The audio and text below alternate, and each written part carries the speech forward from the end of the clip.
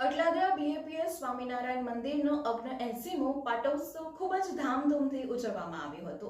મહંત સ્વામી મહારાજની પ્રેરણાથી ભગવાનને પ્રાતઃ સમયે પંચદ્રવ્યોથી અભિષેક કરવામાં આવ્યો હતો। તેમજ આ પાટોત્સવની મુખ્ય સભામાં સાંસદ ડોક્ટર હેમાંગ જોશી, ધારાસભ્ય ચૈતન્યભાઈ દેસાઈ સહિત અનેક મહાનુભાવો ઉપસ્થિત રહ્યા હતા। અટલાદરા બીએપીએસ સ્વામિનારાયણ મંદિરનો 79મો પાટોત્સવ ધામધૂમથી ઉજવવામાં આવ્યો હતો।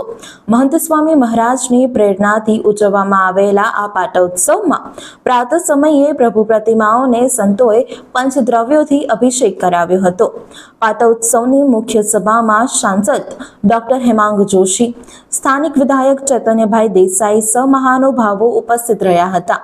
આજથી 79 વર્ષ પહેલા અષાઢ સુદ ત્રીજ વિક્રમ સંવત 2001 તારીખ 12 જુલાઈ 1945ના રોજ સંસ્થાના સ્થાપક બ્રહ્મ સ્વરૂપ શાસ્ત્રીજી મહારાજના કરકમળો દ્વારા પ્રતિષ્ઠિત થયેલા સંસ્થાના આ ચતુર્થ મંદિરનો 8 જુલાઈએ 79મો પાટોત્સવ સંસ્થાના સંત ત્યાગવલ્લભ સ્વામી તથા સંતોની ઉપસ્થિતિમાં ભક્તિભાવપૂર્વક તથા ધામધૂમથી ઉજવવામાં આવ્યો હતો। સમગ્ર વિશ્વમાં 1100થી વધુ મંદિરોનું નિર્માણ કરનાર એવા પ્રમુખ સ્વામી મહારાજે 24 વર્ષ મંદિર નિર્માણમાં મહેનત કરી હતી। श्री स्वामीनारायण भगवान पुरुषोत्तम महाराज गुरु हरि प्रमुख स्वामी महाराज गुरु हरि महंत स्वामी महाराज सूरत अक्षरधाम महोत्सव जय कार्यकर सुवर्ण महोत्सव जय। आज बीएपीएस श्री स्वामीनारायण मंदिर अटलादरानो 79मो पाटोत्सव एनो कार्यक्रम है। ब्रह्म स्वरूप शास्त्रीजी महाराज जेमने अक्षर पुरुषोत्तम महाराज की उपासना सुंदर कार्य कर्યું છે એવા શાસ્ત્રીજી મહારાજ એમના વરદ હસ્તે 1945ની સાલમાં અટલાદરા મંદિરની પ્રતિષ્ઠા ભવ્યતાપૂર્વક ઉજવાયેલી।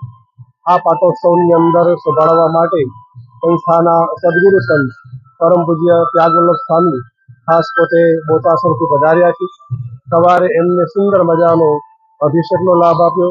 સાથે હજારો હરિભક્તો અને સંતો એના સાનિધ્યની અંદર મહાપૂજાનો પણ સુંદર લાભ છે પ્રાપ્ત થયો છે। મહાપૂજાની અંદર ખૂબ સુંદર મજાની પ્રાર્થના કરવામાં આવી છે કે સમગ્ર વિશ્વની અંદર શાંતિ થાય, સારામાં સારો વરસાદ થાય, સમગ્ર દેશ અને દુનિયાની અંદરથી આતંકવાદ છે દૂર થાય એના માટેની પ્રાર્થના પણ કરવામાં આવી છે। ગુરુવર્ય પરમ પૂજ્ય મહંત સ્વામી મહારાજ એમને પણ આ પદ્ધતિ ખૂબ જ મોટા આશીર્વાદ પાઠવેલા છે। તો આજરોજ આ ભવ્ય પાટોત્સવનો સુંદર લાભ સર્વે ભક્તોને પ્રાપ્ત થયો છે। દર્શનનો લાભ પણ બધા ભક્તો માટે આ પ્રમાણે પ્રાપ્ત થઈ રહ્યો છે। આ નિમિત્તે બધા ભક્તો સાથે ગ્રામજનો એ પણ મહાપ્રસાદનો લાભ લેવા માટે દર્શન કરવા માટે બધા છે।